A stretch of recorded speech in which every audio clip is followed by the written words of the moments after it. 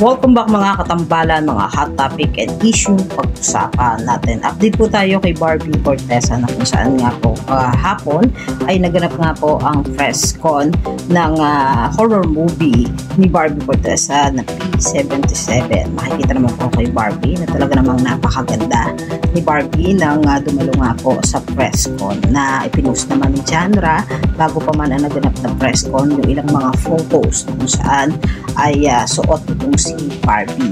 Makikita nga kay Barbie na talaga namang napakaganda ng naging aura at suot nito sa naganap na press con kahapon.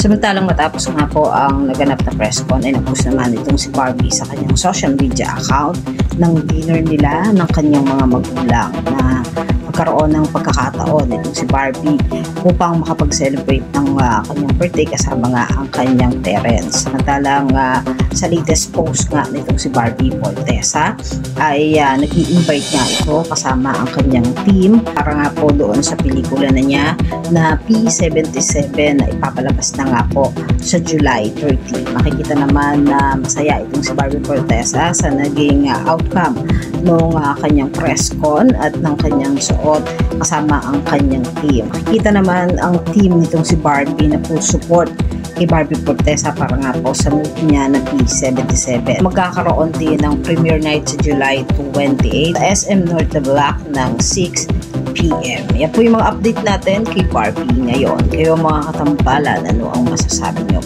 Comment lang sa comment section at pag-usapan natin. Yan ang mga hot topic and issue dito lamang sa Tambalang Chiki.